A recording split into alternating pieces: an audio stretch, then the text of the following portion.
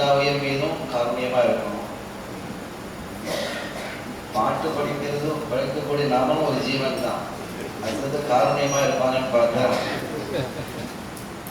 உங்களை பாடி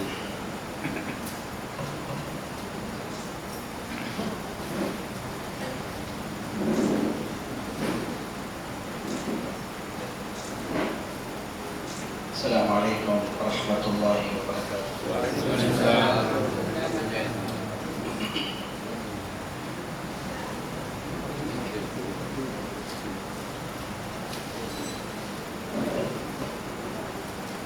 மக்கத்தில் பிறந்த மாணிக்க ரோஜாவை சொர்க்கத்தில் நான் காண வேண்டும்.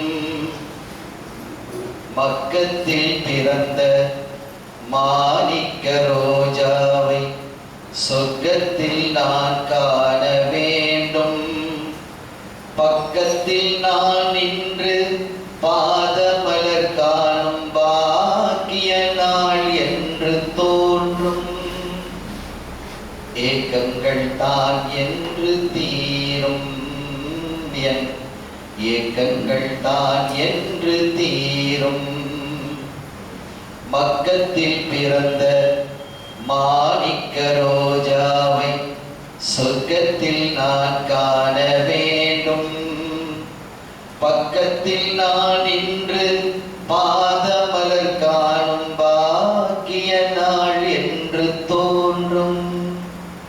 ஏக்கங்கள் தான் என்று தீரும், என் ஏக்கங்கள் தான் என்று தீரும்.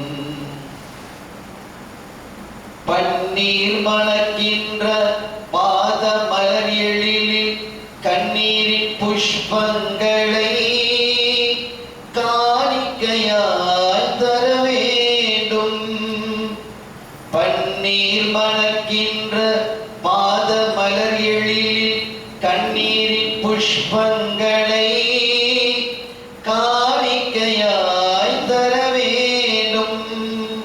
தேனுண்ட சிறு மழலை சிரித்து சிவப்பது போல், தேனுண்ட சிறு மழலை சிரித்து சிவப்பது போல் சிந்தையில் நிறை காண வேண்டும். செம்மலர் அவர் ஆசி வேண்டும், செம்மலர் அவர் ஆசி வேண்டும். மக்கத்தில் பிறந்த மாணிக்க ரோஜாவை சொர்க்கத்தில் நான் காண வேண்டும். பக்கத்தில் நான் நின்று பாதமலர் காணும் பாக்கிய நாள் என்று தோன்றும். ஏக்கங்கள் தான் என்று தீரும், என் ஏக்கங்கள் தான் என்று தீரும். حمدا لمن خلق الإنسان وعلمه البيان. والصلاة والسلام على رسول الله وعلى آله حزب الله وأصحابه حزب الله وبعد. فقد قال الله تعالى في القرآن العظيم والفرقان المجيد: أعوذ بالله من الشيطان الرجيم. بسم الله الرحمن الرحيم. إن الدين عند الله الإسلام. சங்கைக்குரிய சாதாத்மார்களே, உலமாக்களே, கண்ணியத்திற்குரிய பெரியோர்களே, அன்பு சகோதரர்களே, அருமை தாய்மார்களே, சகோதரிகளே, எல்லாம் வல்ல அல்லாஹ்வின் பேரருளும் நபிகள் நாயகம் ஸல்லல்லாஹு அலைஹி வஸல்லம் அவர்களது நல்லாசியும் நம் அத்தனை பேர் மீதும் நிலவுமாக. அல்லாஹும் அவரது ரசூலும் எந்தெந்த காரியங்களை எடுத்து நடக்க வேண்டும் என்று நமக்கு கட்டளையிட்டுள்ளார்களோ அவை அனைத்தையும் எடுத்து நடக்கவும், எவைகளை தவிர்த்து நடக்க வேண்டும் என்று உத்தரவு பிறப்பித்துள்ளார்களோ அவை அனைத்தையும் தவிர்த்து நடக்கவும் ஆரம்பமாக எனக்கும் உங்களுக்கும் நான் வசியத்து செய்து கொள்கிறேன். அல்லாஹ் தௌஃபீக் செய்வானாக. ஆமீன். சங்கைக்குரிய பெருமக்களே, இன்று ஹிஜ்ரி 1441 வருடத்தின் ரபியுல் அவ்வல் முபாரக் 4ஆம் நாள். ஜீவ காருண்யம் என்ற தலையங்கத்தின் கீழ் இன்ஷா அல்லாஹ் நாம் உரை நிகழ்த்த இருக்கிறோம். ஜீவன் என்றால் உயிர், காருண்யம் என்றால் கருணை. உலகத்தில் எத்துணை மதங்கள், எத்துணை சமயங்கள், எத்துணை மார்க்கங்கள் தோன்றி இருந்த பொழுதிலும் ஜீவ காருண்யத்தை கடமையாக்கிய ஒரே மார்க்கம் இஸ்லாம் மட்டும்தான். எந்த உயிரினத்தின் மீதும் நீங்கள் கருணை காட்ட வேண்டும் என்றார்கள் நமது உயிரினும் இனிய ஹாத்தமுர் ரசூல் முஹம்மது ரசூலுல்லாஹி ஸல்லல்லாஹு அலைஹி வஸல்லம் அவர்கள். மனிதர்களுக்கு இடைஞ்சல் தரக்கூடிய, நோவினை தரக்கூடிய, தங்கடம் தரக்கூடியவைகளாக இருந்த பொழுதிலும் அவைகளிலும் நீங்கள் கருணை காட்ட வேண்டும் என்கிறார்கள். இது நமக்கு ஒரு வித்தியாசமா படுது. நமக்கு நோவினை தரக்கூடிய தேள் இருக்கிறது, பாம்பு இருக்கிறது, பள்ளி இருக்கிறது, இவைகளுக்கும் கருணை காட்ட வேண்டுமா? இஸ்லாம் அப்படி சொல்லுகிறதா? ஸல்லல்லாஹு அலைஹி வஸல்லம் அப்படி சொல்றாங்களா? அப்படி என்று கேட்டால் ஆம் என்றுதான் மார்க்கம் சொல்லும். அதுதான் பதில். எந்த உயிரினமாக இருந்தாலும் அந்த உயிரினத்தின் மீது நீங்கள் கருணை காட்ட வேண்டும். அந்த கருணை காட்டுதல் என்பது எந்த வழியில் என்பதை தெளிவுபடுத்துவோம். எந்த ஒன்றையும் தெளிவில்லாம நம்ம ஒரு முடிவுக்கு வரக்கூடாது. இல்லை, எந்த ஒன்றாக இருந்தாலும் அப்ப பாம்பா இருக்கு, பள்ளி தேள் இருக்குது, பள்ளி இருக்குது, அதெல்லாம் எடுத்து வளர்த்துட்டு இருக்க முடியுமா? கொஞ்சம் முடியுமா? இல்லை. கருணை காட்டுதல் என்றால் எப்படி? அந்த விளக்கத்தை ரசூல் ஸல்லல்லாஹு அலைஹி வஸல்லம் தெளிவா நமக்கு சொல்லி தர்றாங்க. எல்லா மார்க்கமும், எல்லா மதங்களும், எல்லா சமயங்களும் எதுவாக இருந்தாலும் காருண்யத்தை பற்றி பேசும். ஆனால் காருண்யத்தை, கருணையை கடமையாக ஆக்கியது இஸ்லாம் மட்டும்தான். ஸல்லல்லாஹு அலைஹி வஸல்லம் மட்டும்தான் என்ன செஞ்சிருக்காங்க? கடமையாக்கினாங்க. கடமை என்கிறார்கள். அழகா சொல்லுவாங்க, திருமதியில ஒரு ஹதீஸ் வருது, இன்னல்லாஹ கத்தபல் இஹ்சான அலா குல்லி ஷைஇன் வைதா கதல்தும் ஃபஹ்சினுல் கித்லா வைதா தபஹ்தும் ஃபஹ்சினுல் தபஹ வல்யஹுத் அஹதுக்கும் ஷுஃப்ரதஹு ஃபல்யுரிஹ் தபீஹதஹு. அல்லாஹ் தஆலா அனைத்து உயிரினங்களின் மீதும் கருணை காட்டுவதை கடமையாக ஆக்கியிருக்கிறார். சொல்றாங்க, எல்லா உயிரினத்தின் மீதும் நீங்கள் கருணை காட்ட வேண்டும். அது அல்லாஹ் கடமையாக்கி இருக்கிறான். கத்தபான கடமையாக்குறான்னு அர்த்தம். அலா குல்லி ஷைஇன் அனைத்தின் மீதும். அப்ப எல்லாம் வந்துருது. அது பாம்பு, தேடு, பள்ளி, பூரா, அது இது எதுவா இருந்தாலும் சரி, கொசுவா இருந்தாலும் சரி, ஈயா இருந்தாலும் சரி, எதுவாக இருந்தாலும் அனைத்தின் மீதும் நீங்கள் கருணை காட்ட வேண்டும் என்பதை அல்லாஹ் விதியாக்கி இருக்கிறான். கடமையாக்கினான் அல்லாஹ். ஒரு சில விஷ ஜந்துக்கள் இருக்குது, அதை கொல்லணும். பாம்பு கொல்லப்பட வேண்டியது, தேள் கொல்லப்பட வேண்டியது, கொசு கொல்லப்பட வேண்டியது, ஈ கொல்லப்பட வேண்டியது, அதே மாதிரி பள்ளி இருக்கிறது கொல்லப்பட வேண்டியது. இதெல்லாம் யாரும் கொல்லக்கூடாதுன்னு சொல்ல மாட்டாங்க, கொல்லப்பட வேண்டியதுதான். ஆனால் அப்படி கொல்வதாக இருந்தால் அதில் எப்படி கொல்ல வேண்டும் என்பதை தான் கருணை. ஃபஹ்சினுல் கித்லா, நீங்கள் கொல்வதை கூட அழகாக ஆக்குங்கள், கருணையோடு நடந்து கொள்ளுங்க. உதாரணமாக ஒரு தேள், நம்ம வீட்டில் தேள் வந்துருச்சு, கருணையோட நடக்கணும், அதெல்லாம் கொல்லக்கூடாது அப்படின்னு நம்ம தூக்கி வச்சுக்கணுமா? என்ன அப்படி வைக்கக்கூடாது, கொல்லணும். கொல்ல எப்படி கொல்லணும்னா ஒரே அடியில் அடிச்சு கொள்ளணும். அதான் ஃபஹ்சினுல் கித்லா. கொல்வதை கூட நீங்கள் அழகாக்குங்கள். மாறாக ஒரு கத்தி எடுத்து வந்து அதை கொடுக்க தனியா விட்டுறது, முன்னால் இருக்கக்கூடிய அந்த காலை தனியா விட்டுறது, அதை தனியா விட்டுறது, இப்படி சித்திரவதை செய்யாதீர்கள். இதான் ஃபஹ்சினுல் கித்லா. கொல்லணும்னு முடிவு பண்ணிட்டீங்கல்ல, அந்த கொல்லக்கூடிய பிராணியை கூட, அந்த கொல்லுவதை கூட நீங்கள் அழகாக்குங்கிறார். உலகத்தில் யாரா இப்படி சொல்லி தந்திருப்பாங்க? எந்த மதம், எந்த சமயம், எந்த மார்க்கம், எந்த இனம், யாரும் சொல்லி கொடுத்திருக்க மாட்டாங்க. ஸல்லல்லாஹு அலைஹி வஸல்லம் தவிர. நீங்க கொல்லணும், அந்த கொல்ல வேண்டியவை என்று இருக்குமேயானால் ஃபஹ்சினுல் கித்லா, அந்த கொல்வதை கூட நீங்கள் அழகாக்க வேண்டும். ரொம்ப சரியா கொல்லுங்க, சும்மா அநியாயப்படுத்தக்கூடாது. நெருப்பில் இட்டு கொளுத்தாதீர்கள். நெருப்பை வைத்து எந்த ஒன்றுக்கும் நீங்க தகனம் கொடுக்க கூடாது. பல செய்திகள் நம்ம சொல்லுவோம் இன்ஷா அல்லாஹ். நெருப்பால் நீங்க தண்டனை கொடுக்காதீர்கள், அது அல்லாஹ்வுக்கு மட்டும் உரியது. நீங்க நெருப்பை செய்யக்கூடாது, தண்டனை கொடுக்க கூடாதுங்கிறாங்க. ஆக கொல்லனோடு வரும் பொழுது ஃபஹஸினுல் கித்லத, அழகான முறையில கொல்லுங்க, சித்திரவதை செய்யாதீங்க, துண்டு துண்டாக அதனுடைய உறுப்புகளை துண்டிக்காதீங்க, கொல்ல ஒரே அடியில் கொல்லணும். பள்ளி இருக்கு, அந்த பள்ளி ஏதாவது உணவுல எச்சம் போட்டுட்டா என்ன பாடுபடும்? நம்முடைய உணவுல சாப்பிட்டு போட்டுட்டா அது எச்சம் போட்டுடுச்சுன்னு சொன்னா எவ்வளவு பெரிய ஆபத்து, உயிருக்கே ஆபத்து ஏற்படும். எனவே பள்ளி கொல்லப்பட வேண்டியது, அதுல சந்தேகம் இல்லை, எல்லாரும் அதை அங்கீகரிச்சிருக்காங்க. அதனுடைய எச்சம் ஆபத்தானது, எலி இருக்கிறது கொல்லப்பட வேண்டியது, அதனுடைய எச்சம் ஆபத்தானது. அந்த பள்ளியை நீங்க எப்படி கொல்லணும் தெரியுமா? ஒரே அடியில் கொல்லுங்கிறாங்க சல்லல்லாஹு. ஒரு அடியில கொன்றால், நீங்க சித்திரவதை செய்யாமல் ஒரே அடியில் நீங்கள் கொன்றால் உங்களுக்கு 100 நன்மைகிறார்.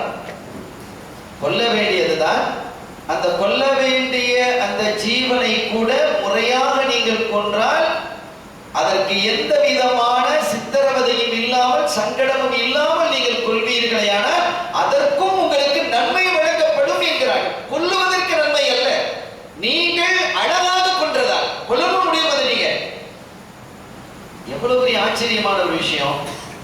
நம்ம மார்க்கம் எவ்வளவு அழகான ஒரு மார்க்கங்கிறத பாருங்க. ரொம்ப கண்ணியமான மார்க்கம், ரொம்ப கருணையான ஒரு மார்க்கம். அது வஇதா தபஹ்தும், அது கொல்றது, இது அறுக்கிறது. ஆடை அறுக்கிறோம், கோழி அறுக்கிறோம், மாடை அறுக்கிறோம், ஒட்டகம் அறுக்கிறோம், பறவைகளை நம்ம சாப்பிடக்கூடிய பறவைகள் இருக்குது, அந்த பறவைகளை அறுத்து சாப்பிடுறோம். இவையெல்லாம் அறுக்கிறோம் இல்ல. வஇதா தபஹ்தும், நீங்கள் அறுப்பீர்களேயானால் ஃபஹஸினு தபஹ, அந்த அறுத்தலை கூட அழகாக்கணும். அந்த அறுத்தலை அழகாக்குறதுனா எப்படி? ஃபல்யஹுத்த அஹதுக்கும் ஷுஃபரத்தஹு, ஒவ்வொருவரும் தன்னுடைய கத்தியை கூராக்கி கொள்ளட்டும். மொட்டை கத்தியா இருக்குது, பரட்ட கத்தியா இருக்குது, அதுல கூர் இல்ல, அதை கொண்டு நீங்க அறுத்தா அது சீக்கிரம் சாகுமா? எவ்வளவு பெரிய வேதனை. சும்மா ஒரு கல்லை எடுத்து கையில தேய்ச்சா எப்படி இருக்கும்? நமக்கு வலிக்குமா இல்லையா? நீங்கள் அப்படி செய்வது, அதுக்கு பிறகு நீங்க ஒரு வகையா அதை கஷ்டப்பட்டு அது கூர் இல்லாத கத்தியை வச்சு அறுத்து இருந்து கஷ்டப்பட்டு அதை சாகடிச்சீங்கன்னு சொன்னா அவங்க என்ன சொல்றாங்க? ஸல்லல்லாஹு அலைஹி வஸல்லம் 2 முறை கொன்றதாக ஆகுங்கிறாங்க. இங்க 2 தடவை அதை கொல்றீங்க. ஒன்னு அதுக்கு நோவினை பிடிக்கிறீங்க, நோவினை கொடுக்குறீங்க, அது சாகாம திருப்பி அறுத்து கொண்டு 2 தடவை கொள்ளாதீர்கள். ஒன்றை, ஒரு உயிரை 2 தடவை கொலை செய்யாதீர்கள், கொல்லாதீர்கள், அறுக்காதீர்கள். ஃபஹஸினு தபஹ, நீங்கள் அறுப்பீர்களேயானால் அந்த அறுத்தலை கூட அழகாக்கணும். ஃபல்யஹுத்த அஹதுக்கும் ஷுஃபரத்தஹு, கத்தியை நல்லா கூரா வச்சிடணும், கூரா வச்சு கிளீனா அறுத்தணும். மெயினா என்ன அப்படின்னு கேட்டா உணவு குழாயும் மூச்சு குழாயும், இந்த 2 குழாயும் அறுபட்ட பொழுது சீக்கிரமா உயிர் போயிடும். ஏன் தெரியுமா? ஃபல்யுரிஹ் தபீஹத்தஹு, அந்த அறுக்கப்படக்கூடிய பிராணிக்கு நீங்கள் என்ன செய்ய? ராகத்தை கொடுத்துருங்க, ராகத்தாக்கிடுங்கிறாங்க. அந்த ராகத்தாக்குதல் என்ன என்பதற்கு அந்த ஷாரிஹ்கள், இந்த ஹதீஸுக்கு விளக்கம் சொல்லக்கூடிய அறிஞர்கள் எழுதுறாங்க, எப்ப நீங்க கூர்மையான கத்தியை வைத்து சரியான ஒரு 2 அறுப்பு தான் முடிஞ்சது, அதோட உயிர் போயிடும். டக்குன்னு மலமளன்னு ரத்தம் வெளியேறும். இந்த உணவு குழாய், மூச்சு குழாய், இந்த 2 குழாயும் சரியா அறுபட இல்லைன்னு வைங்க, அதை செத்து போனாலும் அதனுடைய ரத்தம் இருக்கு பாருங்க, சரியா வெளியாக அந்த இறைச்சிகள்லாம் ஒட்டிக்கிட்டே இருக்கும். இதனால தான் நம்ம ஊர்லாம் பார்க்கிறோம், மாற்று மத சகோதரர்கள் கூட அவங்க ஆடு அறுக்கிறதா இருந்தாலும் கோழி அறுக்கிறதா இருந்தாலும் முஸ்லீம் கண்ட பாய் மாட்டை கொண்டு போய் அறுத்துட்டு வாப்பா அப்படிமா. நிறைய ஊர்களில் நம்ம பார்க்கிறோம். அவங்க புரிஞ்சு வச்சிருக்கிறாங்க, ஏன்னா அவங்க அறுத்து தரும் பொழுது தனி சுவையாக இருக்கிறதுங்கிறாங்க, ஆரோக்கியமாக இருக்கிறது அவங்க விளங்கி இருக்கிறாங்க. எனவே ரத்தம் இருக்கிறது நமக்கு ஹராம், ரத்தம் சாப்பிடக்கூடாது. அந்த ரத்தம் இறைச்சியோடு இணைந்திருக்குமே ஆனால் அது உடலுக்கு பல நோய்களை கொண்டு வரும். எனவே முழு ரத்தமும் வெளியாவது எப்போது தெரியுமா? அந்த உணவு குழாயும் அந்த மூச்சு குழாயும் முழுமையா அறுக்கப்பட்டதுனா முழு ரத்தமும் வெளியே போயிடும். முழு ரத்தமும் வெளியே போயிடுச்சுன்னு சொன்னா அந்த உணவு சேஃப், பாதுகாப்பானது, நம்ம சாப்பிடுவதற்கு பாதுகாப்பானது, நோய் தாக்காமல் இருக்கும். ரத்தம் இருந்ததுன்னா பிரச்சனை. இந்த 2 குழாயும் முழுமையாக அறுபடும் பொழுதுதான் ரத்தம் முழுமையாக என்ன செய்யும்? வெளியே.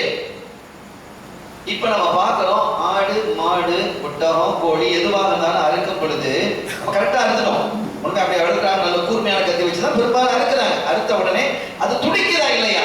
இந்த துடிப்பு வலியினுடைய துடிப்பு அல்ல, அதை விளங்கிக்கணும். இன்னைக்கு ஆய்வாளர்கள் பேசுறாங்க, ஆச்சரியப்படுறாங்க. அது வலிச்சு துடிக்கிறது இல்ல, கால உதறது இல்ல. அது என்னன்னு கேட்டா, இப்ப ஒரு உதாரணம் உங்களுக்கு சொல்றேன். ஒரு பைப் இருக்கு, அந்த பைப்ல இருந்து டியூப் நீங்க போட்டுருக்கிறீங்க. டியூபை போட்டு செடிகளுக்கு அல்லது வேற டேங்குகளுக்கு அந்த தண்ணியை நிறைக்கிறீங்க.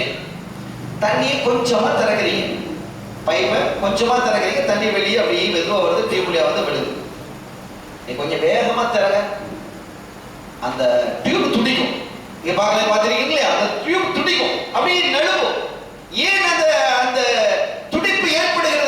அதனுடைய பிரஷர், அது அழுத்தம் கூடுதலாக ஆகும்போது அது அப்படி ஏற்படும். எனவே ரத்தம் வெளியாக ஆகும் பொழுது அந்த டியூப் மாதிரி அந்த உடல் துடிக்கிறது என்று அது வலியினுடைய துடிப்பு அல்ல. இன்னைக்கு தெளிவா பேசுறாங்க, நாம ஒன்றும் சொல்ல தேவையில்லை, அறிஞர்கள் இன்னைக்கு தெளிவுபடுத்திட்டு இருக்கிறாங்க. இன்னைக்கு ஆய்வாளர்கள் ஏன் அப்படி அந்த துடிப்பினுடைய தன்மை என்னங்கிறது இன்னைக்கு பேசுறாங்க. ஏன்னா அது உடனே ரூபு போயிடுது, அந்த ரத்தம் வெளியாக கூடியதனுடைய அழுத்தம் தான் அது என்கிறார்கள். எவ்வளவு பெரிய கருணை அது! நம்ம பொறுத்த வரைக்கும் ஒரு குறிப்பிட்ட உணவை தான் நாம சாப்பிட முடியும். ஆடு, மாடு, ஒட்டகம் இவையெல்லாம் ஒரு குறிப்பிட்ட அளவு தானே சாப்பிட முடியும். எல்லா மிருகத்தையும் சாப்பிட முடியுமா? எல்லா பறவையும் சாப்பிட முடியுமா? முடியாது. எதை சாப்பிடலாம், எதை சாப்பிடக்கூடாது என்ற வரையறை நமக்கு உண்டு. ஆனா மற்றவங்களுக்கு அது இருக்கா? இல்லை.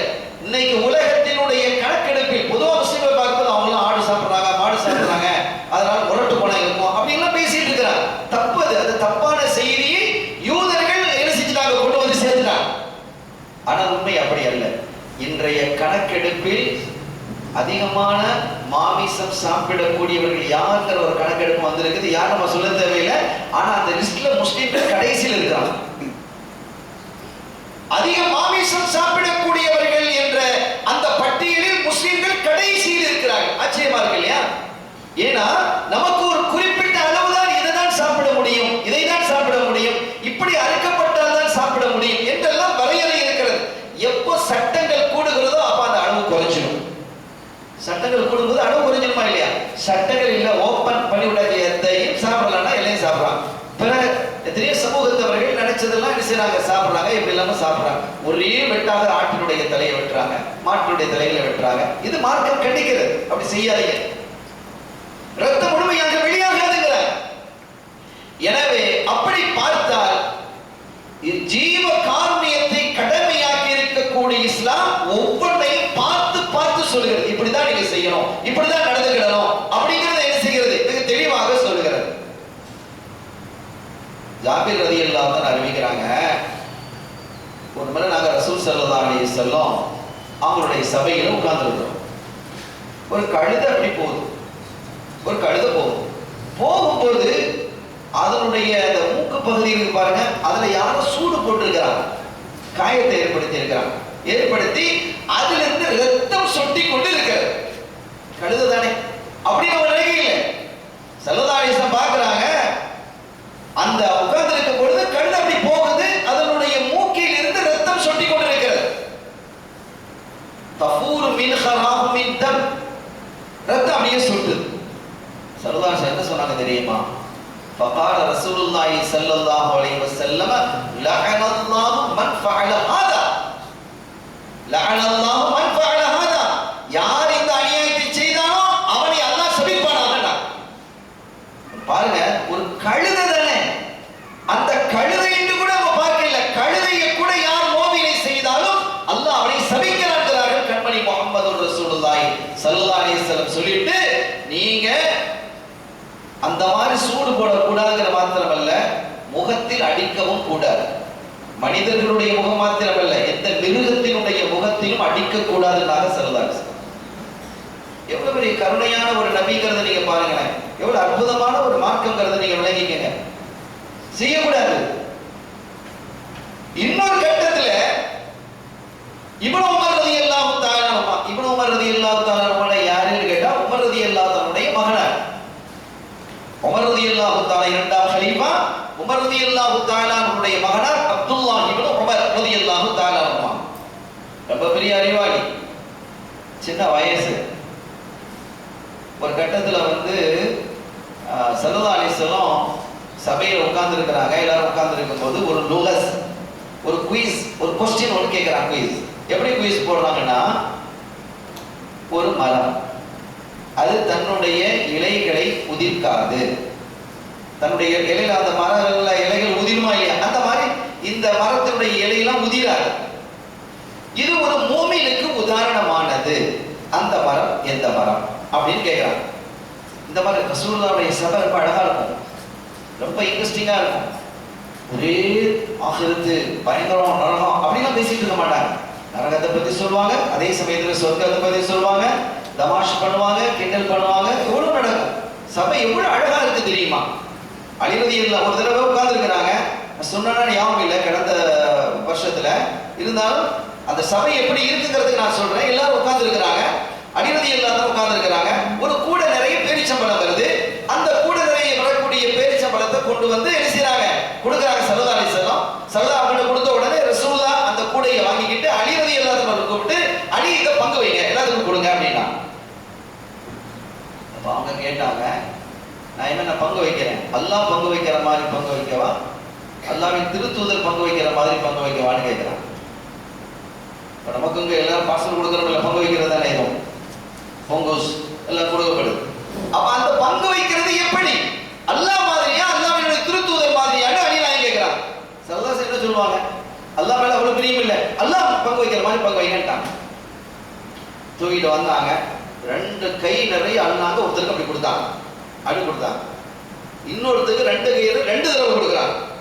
இன்னொருத்தருக்கு கொஞ்சம் அப்படி கொடுக்குறாங்க, கொஞ்சமா ஒரு கையில கொடுக்குறாங்க. இன்னொருத்தருக்கு ஒரு 5-6 பழத்தை கொடுக்குறாங்க. இன்னொருத்தருக்கு ஒரு பழம் கொடுக்குறாங்க. இன்னொருத்தருக்கு பாதியை பிச்சு கொடுக்குறாங்க. பார்த்தாங்க, என்ன அண்ணே இப்படி சொல்றீங்க, இந்த மாதிரி செஞ்சுட்டீங்களா அப்படின்னு ரசூலுல்லாஹ் கேட்குறாங்க. நாயமே நீங்க தானே சொன்னீங்க அல்லாஹ் பங்கு வைக்கிற மாதிரி. அல்லாஹ் ஒருத்தனை கோடீஸ்வரன் ஆக்கி இருக்கிறான், ஒருத்தர் லட்சாதிபதி ஆகிக்கிறான், ஒருத்தர் நடுநிலை ஆக்கி வச்சுக்கலாம், ஒருத்தர் பிச்சைக்காரன் ஆக்கி வச்சிருக்கிறான். அப்படிதானே பங்கு வைக்க முடியும் அப்படின்னா மஜ்லிஸ் எப்படி இருக்குன்னு பாருங்க, ரொம்ப அழகாக இருக்கும். ஸல்லல்லாஹு அலைஹி வஸல்லம் மஜ்லிஸ் அவ்வளவு அழகானது. ஒரு சஹாபி இருந்தாங்க.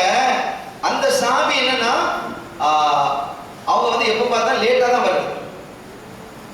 நாங்க எங்க இதுல கூட சொல்லுவோம் சில சமயங்கள, இவர் வந்து ஒரு பிரயாணம் போறோம்னு வைங்க, ஒரு பிரயாணம் போகும்போது 30 பேர் ஒரு பஸ் அரேஞ்ச்மெண்ட் பண்ணிப்போம். அவரை போன் பண்ணி இந்த பிரயாணத்துக்குன்னு ஒரு ஆள் பொறுப்பா இருப்பாரு பாருங்க, அவரோட ரூஹு போயிடும். அவருக்கு போனை போட்டு இவர் கூட என்னாச்சு வாங்க சீக்கிரம் வாங்க, அவங்க போகணும், அங்கே போக முடியாம போயிடும், டூருக்கு போறோம், நீங்க வீட்டுல உட்காந்துட்டே இருக்கிறீங்க, வாங்க போனை போட்டு கூப்பிட்டு இருப்பாங்க. இந்த பொறுப்பாளருக்கு இருக்கிற பொறுப்பு இருக்கு பாருங்க, வேதனை, பெரிய வேதனை. இந்த டூரு போயிட்டு வந்த களைப்பை விட அதுல பெரிய களைப்பா வந்துடும். இந்த ஆட்களை கூப்பிட்டு சில பேர் இருக்கிறாங்க, அட இவர் வந்துட்டு இருப்பான், இவர் வந்தா எல்லாரும் அந்த மாதிரி தான் முடிஞ்சு போச்சு. ஏன்னா இவருக்கு பேர் யாரும் வர போறது இல்லை. அப்படி இந்த லேட் வண்டிலாம் இருக்கும் இல்லையா, லேட் வண்டிலாம் இருக்கும். அந்த மாதிரி ஒரு சஹாபி, அவங்க எப்பவும் தாமதான் வருவாங்க, வந்தா பரவாயில்லை, ஆனா ரசூலுல்லாஹ் பக்கத்துல போய் உட்காந்துக்குவாங்க. வர்றது லேட்டு, ரசூலுல்லாஹ் பக்கத்துல போய் உட்கார்றது. சஹாபிகள் பார்த்தாங்க, இவர் வர்றாரு, லேட்டா வர்றாரு, பக்கத்துல போய் உட்காந்துருக்காரு. ஏன்னா சரதாசன் மேல உள்ள அன்பு அது, அதெல்லாம் பிரியும், அப்படி பார்க்கணும், வேற விதமா பார்க்க கூடாது சாமிகளை. நாளைக்கு நம்ம ஒரு வழி பண்ணுவோம், நாளைக்கு ஒரு நேரத்தோடு வந்துட்டாரு, சீக்கிரமா வந்தா பக்கத்துல உட்கார்ந்தா பிரச்சனை இல்லை. அவர் லேட்டா வந்தாருன்னா நம்ம எப்படி நடந்துக்கிடணும் அப்படின்னு அவங்களுக்குள்ளேயே ஒரு மஷூரா செஞ்சு ஒரு செட் பண்ணி வச்சுட்டாங்க, இப்படிதான் நடந்துக்கிடணும் அப்படின்னு ஒரு முடிவுக்கு வந்துட்டாங்க. அத மாதிரி வடமையா வண்டி லேட் தான், எல்லா சாமிகள் வந்துட்டாங்க, சிலதான் வரப்படுது, சிலதாசன் உட்கார்ந்து இருக்காங்க. அந்த பக்கத்துல கொஞ்சம் கேப் இருக்குது, நேரம் அந்த கேப்புக்கு வந்த உடனே அந்த பக்கம் உட்கார்ந்துருக்க சாமி அப்படியே நகர்றான், அப்படியே நகர்ந்து அந்த கேப் அடைச்சாச்சு. இப்படி எல்லாரும் அடைச்ச உடனே என்ன செய்யும், இந்த பக்கத்துல கேப் வரும் இல்லையா, இந்த பக்கத்துல கேப் ஆயிடும். அவர் அங்கேயே இப்படி வர்றாரு, இந்த பக்கத்துல கேப் இருக்குது, சஹாபிகள் இப்படி நகர்றான், இந்த பக்கமா நகர்றான், அப்படின்னாரு அந்த கேப் அடைச்சிட்டான். ஆக அவர் எந்த பக்கம் போனாலும் அந்த கேப் அப்படியே நினைச்சாங்க, அப்படி நகர்றது கூட தெரியாத அளவுக்கு அப்படி மென்மையா செய்வாங்க. சிலாக்கள் இளம்பரம் தெரியாது, சாப்பிட்றது தெரியாது, அந்த மாதிரி இருப்பாங்க, அந்த மாதிரி செய்யறாங்க. சரதாசன் ஏன் எப்படி செய்றீங்க அப்படின்லாம் ஒன்றும் சொல்லலை. ஏன் இப்படி செய்றீங்க அப்படின்னு கேட்டா அவங்களுக்கு கஷ்டமாயிடும். ஏன் நீங்க லேட்டா வர்றீங்க, அங்கதான் உட்காருங்களேன் அப்படின்னு சொன்னா இவருக்கு கஷ்டமாயிடும். என்ன அறிவு ஞானம் சிலதாசன்ல கொடுக்கப்பட்டது பாருங்க. அப்படியே பார்த்துக்கிட்டே இருக்கிறான், ஒன்னும் சொல்லல, நடக்கிற நிகழ்ச்சியில அப்படியே பார்த்துக்கிட்டே எங்க நகர்றது அங்க நகர்றது எல்லாம் நடந்து சேரு. கடைசியில் அவரால் முடியல, அங்க போனா அந்த பக்கம் நாடுறாங்க, இந்த வந்தா அந்த பக்கம் நாடுறாங்களா, வேற ஒண்ணும் முடியாம சும்மா அப்படியே நின்றுட்டாரு. ஆள் அப்படியே ஸ்டாப் ஆயிடுச்சு. இனி எந்த பக்கம் போனாலும் நமக்கு கதவு அடைக்கப்படுகிறது, இடம் இல்லை என்பதை புரிந்து கொண்டு அவர் என்ன செஞ்சாங்க, அப்படியே நின்றுட்டாங்க. நின்றதை என்ன செஞ்சாங்க தெரியுமா, ஸல்லல்லாஹு அலைஹி வஸல்லம் மேல துண்டு போட்டிருந்தாங்க, அந்த துண்டை எடுத்து அப்படியே சுருட்டி அப்படி தூக்கி வீசுறாங்க, அதுல உட்காருங்க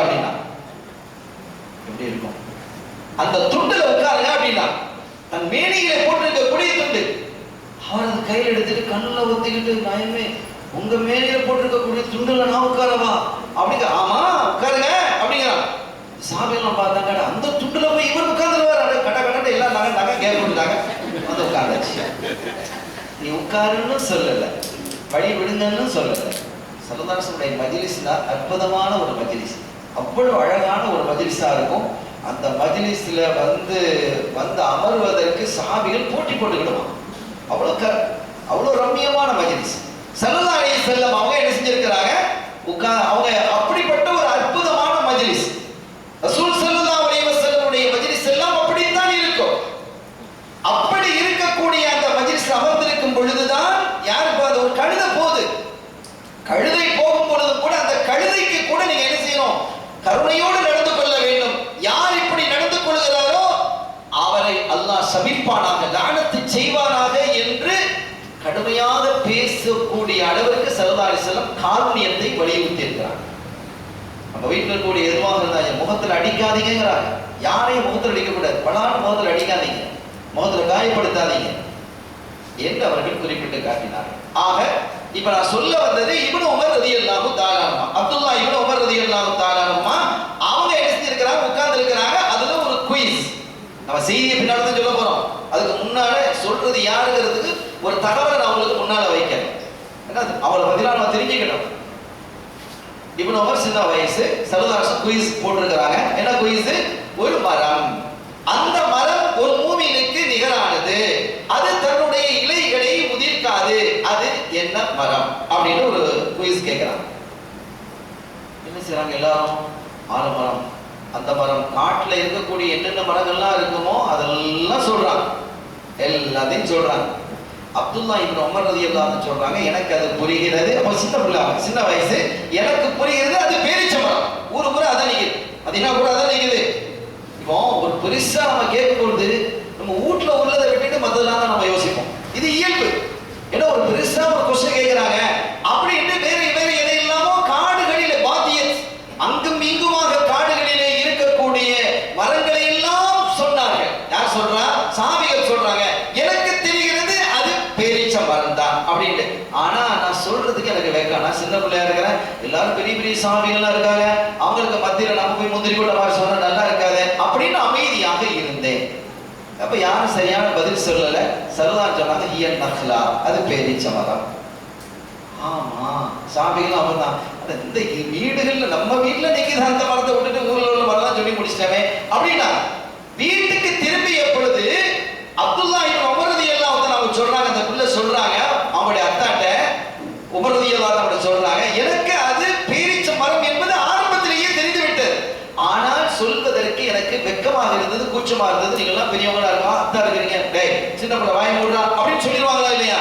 அதனால் அந்த மாதிரி யாரும் சொல்லிடுவாங்களோ, அல்லது நம்ம ஒரு முந்திரி கொட்ட மாதிரி அதவு குறைவாக நடந்து விடுவோமோ என்று பயந்து நான் என்ன செய்யல, வாய் திறக்கலைன்னு சொல்லும் பொழுது உமர் ரலியல்லாஹு அன்ஹு சொன்னாங்க, மகனே என்ன வேலை செஞ்ச நீ அதை சொல்லி இருந்தா, என் பிள்ளை சொல்லிட்டானே நான் எவ்வளவு சந்தோஷப்பட்டிருப்பேன் இல்லையா? என் மகன் சொல்லிட்டானே, நான் சொல்லல, என் மகன் சொல்லிட்டானே அப்படின்னு நான் சந்தோஷப்படுவேனா இல்லையா அப்படின்னு நினைச்சாங்க, சொன்னாங்க. அந்த அளவிற்கு அறிவார்ந்தவர்கள் செய்தனா அப்துல்லாஹ் இப்னு உமர் ரலியல்லாஹு தஆலா அன்ஹுமா இவர்களை பற்றி ஸல்லல்லாஹு அலைஹி வஸல்லம் சொல்லும்போது குறிப்பிடுறாங்க, அப்துல்லாஹ் நல்ல பிள்ளை. ரசூலுல்லாஹ்வுடைய வாயிலிருந்து இப்படி ஒரு வார்த்தை வர்றதை கொடுத்து வச்சிருக்கணுமா இல்லையா? ஸல்லல்லாஹு சொல்றாங்க, அப்துல்லாஹ் நல்ல பிள்ளை அப்படிங்கிறான். அருமையானவர்களே, அவங்க என்ன செய்யறாங்க, ஒரு நாள் ஸல்லல்லாஹு காலத்துக்கு பின்னால அவங்க நடந்து போறாங்க. அவங்க இப்ப பெரிய ஆளா இருக்கிறாங்க. அவங்க ஒரு தெருவில் ஒரு பகுதியில் அப்படி நடந்து போறாங்க. குறைஷ் பசங்கள்லாம் சேர்ந்து ஏதோ விளையாடிக்கிட்டு இருக்கிறாங்க. குறைஷ் குலத்தினுடைய பிள்ளைகள்லாம் பசங்கள்லாம் ஏதோ விளையாடிக்கிட்டு இருக்கிறாங்க. இவங்களை கண்டதும் தான் தாமதம், எல்லாரும் ஓடிக்கணும். அப்ப ஏதோ ஒரு தப்பு நடக்குதுன்னு விளையாடிட்டாங்க. சும்மா சாதாரண விளையாட்டா ஓட தேவையில்லையே, ஏதோ ஒரு தப்பு நடந்திருக்குது, ஏன் என்ன கண்டு ஓடுறாங்க அப்படின்னு சொல்லி இங்க வந்து பார்த்தா ஒரு பறவை. அந்த பறவை என்ன செஞ்சிருக்கிறாங்க, ஒரு இடத்துல கட்டி வச்சிருக்கிறாங்க. அப்படி கட்டி ஒரு பலகையில, ஒரு பலகை, இந்த பலகையில கட்டி வச்சு அதை கட்டி வச்சிருக்கிறாங்க. அங்கிருந்து என்ன செய்யணும்னு கேட்டா, இந்த பசங்கள்லாம் என்ன செய்யறாங்க, அந்த பறவையின் மீது ஈட்டி எறியறாங்க. நம்ம அந்த துப்பாக்கி வச்சிருக்கிறாங்க, துப்பாக்கி சொல்றாங்க இல்ல, பலூன் துப்பாக்கி, இந்த எக்ஸ்பிரஷன்லாம் வச்சிருப்பாங்க, கரெக்டா சொல்றது, சுட்டா பரிசு கிடைக்கும் அப்படிம்பாங்க. இந்த பால் எறியணும், பால் அந்த ஓட்டைக்குள்ள போயிட்டா, அந்த மாதிரி அந்த காலத்துல பறவையை ஒரு பறவையை கட்டி வைத்து ஈட்டி எறிகிறது. அந்த பறவைக்கு சொந்தக்காரர் இருப்பாரா இல்லையா? அந்த பறவையினுடைய சொந்தக்காரர் ஒருத்தர் இருப்பார். அவருக்கு என்ன லாபம் அப்படின்னு கேட்டா, எந்த ஈட்டிலாம் மிஸ் ஆகுதோ அல்லது எந்த அம்புலாம் மிஸ் ஆகுதோ அந்த அம்பு வில்லு ஈட்டிலாம் அவருக்கு. அப்ப குறி வச்சு பழகிறது. ஒரு ஈட்டி எறிவதற்கு குறி வைப்பது ஓகே, அதுக்காக ஒரு ஜீவனை வைக்க முடியுமா? இதை பார்த்ததும் கடுக்கோம் வந்துட்டு அப்துல்லாஹ் இப்னு உமர் ரலியல்லாஹு தஆலா அவங்க சொன்னாங்க, மன் ஃபஅல ஹாதா லஅனல்லாஹு மன் ஃபஅல ஹாதா. யாருடா இதை செய்தது? இந்த அநியாயத்தை யார் செய்தது? அல்லாஹ் இவனை சபிப்பானாக, நாசமாகட்டும் அப்படின்னு சொல்றாங்க. இன்ன ரசூலுல்லாஹி ஸல்லல்லாஹு அலைஹி வஸல்லம் லஅன மன் இத்தகத ஷைஅன் ஃபீஹி ரூஹு கர்வா. புகாரிலே இந்த செய்தி வருது. அந்த எதற்கு ரூஹ் இருக்குதோ உயிர் இருக்குதோ அதை இந்த மாதிரி விளையாட்டு பொருளாக ஆக்கிக் கொள்வதை யார் ஆக்கிக் கொண்டானோ அவனை அல்லாஹ் சபிக்கலாம் அப்படின்னு கண்மணி ஸல்லல்லாஹு அலைஹி வஸல்லம் அவர்கள் சொல்வதற்கு நான் கேட்டிருக்கிறேன் என்று அவர்கள் குறிப்பிட்டார்.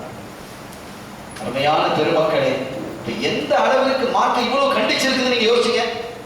இன்னொன்னு, எந்த அளவிற்கு மார்க்கம் சொல்லுதுன்னா, நம்ம வீடுகளில் கல்யாணம் வருது, ஆடு இருக்கிறோம், அல்லது உதவியுடைய காலம் ஆடு மாடு ஒட்டகங்கள் அறுக்கப்படுதா இல்லையா? இதை கூட எப்படி செய்யணும் தெரியுமா? அது ஏற்கனவே சொல்லிட்டா கத்தி கூர்மையா இருக்கணுங்கிற சப்ஜெக்ட் வேற. ஆனா ஒரு ஆடு அறுக்கும் பொழுது இன்னொரு ஆடு பக்கத்தில் இருக்கக்கூடாது. நல்லா வச்சுக்கங்க, மார்க்க தடை செய்யுது. வரிசை ஆடு ஒரு 20 ஆடு அறுக்கிறோம், ஒரு பாடு அது 10 மாடுகள் அறுக்கிறோம்னு சொன்னா அங்கனையே வச்சு அந்த ஆடுகள் இருக்கக்கூடிய மாடுகள் இருக்கக்கூடிய இடத்திலே வைத்து நீங்கள் அறுக்காதீர்கள் மார்க்க சொல்லுது. ஏன் தெரியுமா? அதை பார்க்கும் பொழுது அது பயந்து அதனுடைய ரத்தம் உறைகிறது. அதுக்கு ஒரு பயத்தை ஏற்படுத்துறீங்க. அதோடு மாத்திரமல்லாமல் ரத்தம் உறைவதின் காரணத்தினால் மற்ற மாடுகள் ஆடுகளினுடைய பிராணிகளினுடைய ரத்தம் நீங்கள் அறுக்கும் போது முழுமையாக வெளியேறாது. அது உங்களுக்கு நோயை தரும். எவ்வளவு கருணையான மார்க்கம் பாருங்க. எனவே எதையும் மிக அற்புதமாக அழகாக செய்ய வேண்டும் என்கிறார்கள் கண்மணி முஹம்மது ரசூலுல்லாஹி ஸல்லல்லாஹு அலைஹி வஸல்லம் அவர்கள். கண்ணியத்திற்குரிய பெருமக்களே, ஒரு கட்டத்தில் ஒரு நாள் ஸல்லல்லாஹு அலைஹி வஸல்லம் உட்கார்ந்துருக்காங்க. ஒரு அன்சாரி சஹாபி வாராங்க. நாயகமே, எங்க வீட்டில் ஒரு ஒட்டகம் இருக்கு. இந்த ஒட்டகம் எப்படின்னா, இந்த ஒட்டகத்திலையும் பலவிதமான ஒட்டகங்கள் இருக்கும். ஆட்களை சுமந்துட்டு போறது, சுமைகளை சுமந்துட்டு போறது, விவசாயம் பண்றது, தண்ணி இறைக்கிறது, இதற்கெல்லாம் கூட ஒவ்வொன்றுக்கும் ஒரு பழக்கப்படுத்தி இருப்பாங்க. அந்தந்த ஒட்டகம், இந்த ஒட்டகம் வந்து தண்ணீர் இறைக்கிற ஒட்டகம், கிணத்துல தண்ணி இறைக்கும். முன்னாலையில அப்படித்தானே, இப்பதானே பம்பலாம். முந்தைய காலத்துல பார்த்தா என்ன செய்வாங்கன்னா, அந்த வாளியை கட்டி வச்சிருப்பாங்க. இந்த 2 மாடு, அந்த மாடு அப்படியே போகும், அந்த வாளி அப்படி மேல வந்து அப்படி தண்ணி கீழே போகும். அப்புறம் அப்படியே இந்த மாடு திரும்பி வந்தோடனே தண்ணி கிணத்துக்குள்ள போகும். அப்படியே இதுதான் இது அந்த காலத்துல இதுதான் இருந்தது. நான் எல்லாம் பார்த்துருக்கிறேன் சின்ன பிள்ளையா இருக்கும்போது. இப்பவும் ரொம்ப கிராமங்கள் அது இருக்கு, அது ரொம்ப குறைந்து போய்விட்டது. அப்ப இந்த ஒட்டகம் என்பது தண்ணீர் இறைக்கக்கூடிய ஒட்டகம். இப்ப இந்த சஹாபி வந்து சொல்றாங்க, நாயகமே, இந்த எங்க வீட்டுல ஒரு ஒட்டகம் இருக்கு. ஆனா அந்த ஒட்டகம் இப்ப திடீரென்று முரண்டு பிடிக்குது, ரொம்ப பயமா இருக்குது. அது தண்ணி இறைக்கிறது இல்ல, போனா கடிக்க வருது, எத்த வருது, காணால உதைக்க வருது, இந்த மாதிரி ரொம்ப சங்கடங்கள்லாம் படுத்துதுங்கிற மாதிரி ஒரு காரணம் வந்து சொல்றாங்க அன்சாரி சஹாபி. இப்ப நான் என்ன கேட்கிறேன், ஒரு ஒட்டகம் கடிக்க வருது, ஒட்டகம் முட்டை வருது, மிதிக்க வருதுன்னு சொன்னா அதை யார்கிட்ட போய் சொல்லணும்? வெட்டினரி டாக்டர்கிட்ட தானே சொல்லணும். சரதா எதுனாலும் ரசூலுல்லாஹ் வந்து சொன்னாங்க சஹாபிகள். சஹாபிகளுக்கு தெரிந்தது எல்லாவற்றுக்கும் பரிகாரம் கண்மணி ஸல்லல்லாஹு அலைஹி வஸல்லம் கடைகள். அப்ப இதையே என்கிட்ட வந்து சொல்றாங்க. அவங்க கேட்டாங்களா என்னைக்காவது? என்னைக்கு கேட்டதில்லை. நோய்க்கு மருந்து கேட்பாங்க, மருந்து சொல்லுவாங்க. திப்பு நபின்னு தனியே ஒரு பாடமே கிதாபுகளே இருக்கு. ரசூலுல்லாஹி ஸல்லல்லாஹு அலைஹி வஸல்லம் மருத்துவம் என்று.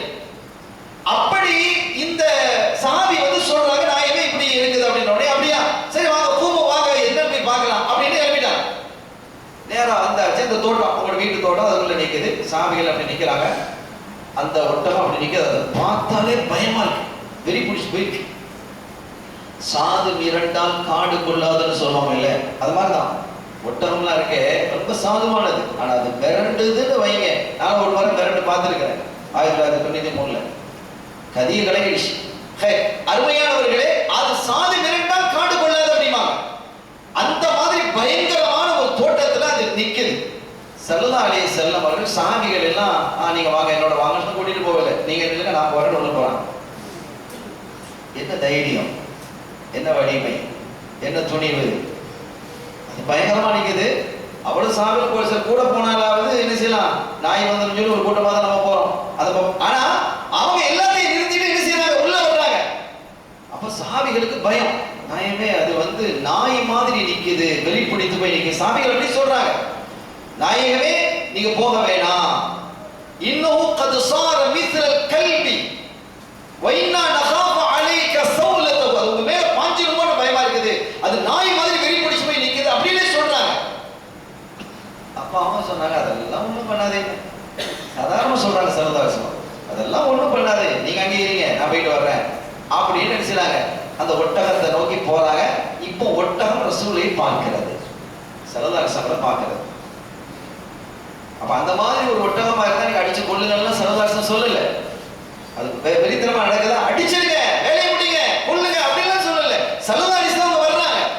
அப்ப நேரா வந்ததும் இப்ப ரசூல் ஸல்லல்லாஹு அலைஹி வஸல்லம் அவர்களை அது பார்க்க ஆரம்பிச்சோட ரசூலா நின்னுட்டாங்க.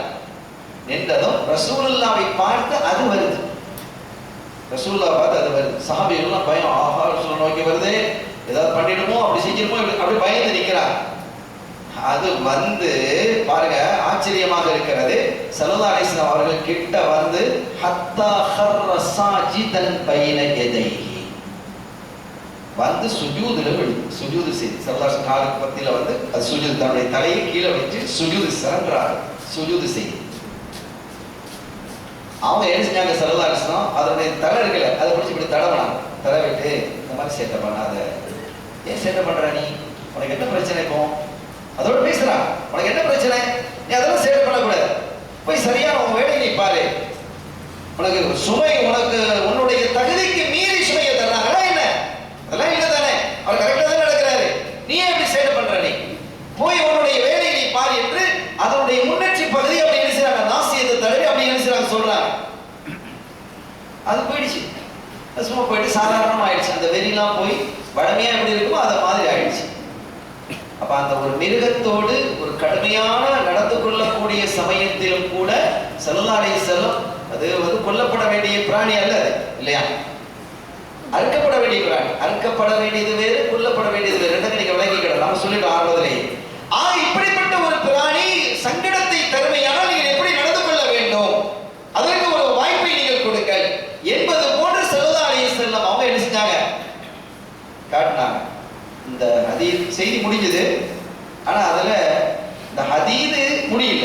செய்தி நமக்கு நம்முடைய சப்ஜெக்டுக்குள்ள செய்தி முடிஞ்சது, நம்ம காருண்யமா நடந்து கொள்ளணும், மிருகங்கள் இடத்துல கருணையோடு நடந்து கொள்ளணுங்கிறது. ஆனா ஹதீது முடியல. ஸல்லல்லாஹு அலைஹி வஸல்லம் சொல்றதும் அது சரண்டர் ஆயிடுச்சு, அமைதி ஆயிடுச்சு, அந்த வெறித்தனம் போயிடுச்சு. அதற்கு பிறகு ஸல்லல்லாஹு அலைஹி வஸல்லம் வெளியில வந்துட்டாங்க. வெளியில வரும் பொழுது சஹாபிகள் சொல்றாங்க, ஃபகால லஹு அஸ்ஹாபுஹு யா நபியல்லாஹ் ஹாதிஹி பஹீமத்துன் லா தஅகிலு தஸ்ஜுது லக. இது புத்தி இல்லாத ஒரு மிருகம், ஆறு அறிவு இல்லை தானே, ஐந்தறிவு தானே, புத்தி இல்லாத ஒரு மிருகம், அது உங்களுக்கு சுஜூது செய்து வநஹனு நஅகில், நாங்க புத்தி உள்ளவர்கள் இல்லையா, ஆறு அறிவு உள்ளவர்கள் இல்லையா, ஃபநஹனு அஹக்கு அன் நஸ்ஜுத லக, அப்படின்னா நாங்க ஏன் உங்களுக்கு சுஜூது செய்யக்கூடாது, நாம உங்களுக்கு சாஷ்டாங்க செய்யலாமா இல்லையா, சாமிகள் கேட்கிறாங்க. அப்ப ஸல்லல்லாஹு அலைஹி வஸல்லம் சொல்றாங்க, قال لا يصلح لبشر ان يسجد لبشر, எந்த மனிதனும் எந்த மனிதனுக்கு சுஜூது செய்யக்கூடாது, யாருக்கு என்ன செய்யக்கூடாது, சுஜூது செய்யக்கூடாது. அப்படி சுஜூது செய்வது ஆகும் என்று அல்லாஹ் ஆக்கி இருந்தால் வலோ ஸலஹ லிபஷரின் அன் யஸ்ஜுத லிபஷரின், ஒரு மனிதன் இன்னொரு மனிதனுக்கு சுஜூது செய்வது ஆகும் என்று இருக்குமையானால், இல்ல கூடாது, சுஜூது செய்யக்கூடாது, அப்படி கூடும் என்று இருக்குமையானால் அமர்த்துல் மர்அத, ஒரு பொம்பளைய, ஒவ்வொரு பொம்பளையை நான் ஏறி இருப்பேன் அந்த சுஜூதலி செய்யலாம், உங்க மாப்பிள்ளைங்க என்ன செஞ்சுக்கணும், சுஜூது செய்யணும் அப்படின்னு நான் ஏவி இருப்பேன் அப்படின்னு ரசூல் சொன்னாங்க. பெரிய நிம்மதி தாய்மார்களுக்கெல்லாம், அப்பா இப்பவே இப்படி இருக்க, ஏவி இருந்தா என்ன பாடுபடுத்தி இருப்பாங்க, அல்லாஹ் ரசூல்ல நம்மளை பாதுகாத்துட்டாங்க, நான் ஏவை இல்லை அப்படின்ட்டாங்க. ஆனா இதுல உணர வேண்டிய விஷயம் ஒண்ணு இருக்கு தாய்மார்கள், உணர வேண்டிய விஷயம் என்னன்னா, அதே அவங்களே சொல்றாங்க, மின் அஸ்மி ஹக்கிஹி அலைஹா. அப்ப அந்த பெண் தன்னுடைய கணவனுக்கு எந்த அளவிற்கு வழிபட்டு நடக்கணும், அந்த அளவிற்கு கடமை அவளுக்கு இருக்கிறது என்பதை உணர வேண்டும் என்பதற்காகவே இதை சொன்னார்கள் ஸல்லல்லாஹு அலைஹி வஸல்லம். இந்த ஹதீஸ் அதுவும் சேர்ந்தே இருக்கிறது. எனவே அந்த மாதிரி நம்ம என்ன கவனமா இருக்கணும். இந்த மாசம் சொல்லுவாங்க, ஒருத்தன் என்ன செஞ்சான், தன்னுடைய மனைவிக்கு பிறந்த நாள் அப்படின்னு சொல்லி ஒரு ட்ரெஸ் வாங்கி கொடுத்துருக்கான். அதுக்கு ட்ரெஸ் வாங்கி கொடுத்துட்டு ஆஃபீஸ் போயிட்டான். ஆஃபீஸ் போயிட்டு அவன் திரும்பி வர்றான். நான் உனக்கு ட்ரெஸ் வாங்கி தந்தேன், எப்படி இருக்கு அப்படின்னு அவன் கேட்டுருக்கான். நல்லா இருக்கு, நல்லா இல்லைன்னு சொல்லிதான் பிரச்சனை இல்லை, உங்களை மாதிரி இருக்கு அப்படின்னு சொல்லிட்டான். அப்ப இவன் கேட்டான், என்ன மாதிரினா, லூஸா இருக்கு அப்படின்னா. ட்ரெஸ் லூஸா இருக்கு, உங்களை மாதிரி இருக்குது அப்படின்றதுக்கு கேட்டதுக்கு பதில் சொல்றான். அவன் எப்படி இருக்கு, என்ன மாதிரினா எப்படி லூஸா இருக்கு அப்படின்னு சொன்னான். இதெல்லாம் இப்படி ஒரு மனைவி சொன்னால் அதை எப்படி எடுத்துக்கொள்ள வேண்டும், அது ஒரு ஸ்போர்ட்டிவா எடுத்துக்கிடணும் அப்படிங்கிறத மார்க்கம் சொல்லுது. அப்படி பேசுவதற்கு மார்க்கத்தில் அனுமதி இருக்கு. அது ஒரு கணவன் எப்படி எடுத்துக்கொள்ள வேண்டும். அதே மாதிரி ஒரு சாப்பிடுற சமயங்கள்லாம் நீங்க பார்க்கலாம். நம்ம திருமணம் சம்பந்தப்பட்ட விஷயங்களை நிறைய பேசுவோம் இன்ஷா அல்லாஹ். அந்த தலைப்பு வந்தால் ஒரு குடும்ப உறவுகளை பத்தி பேசும்போது குடும்பம் எப்படி இருக்கணுங்கிறத பேசும்போது சொல்லுவோம். சாப்பிட்றோம், சமைச்சு வச்சிருக்கிறாங்க, மனைவி சமைச்சு வச்சிருக்காங்க, என்ன செய்யணும், அது எப்படி இருந்தாலும் சரிதான், நல்லா இருக்கு, அருமையா இருக்கு, ருசியா இருக்குன்னு நம்ம சொல்லிடுவோம்.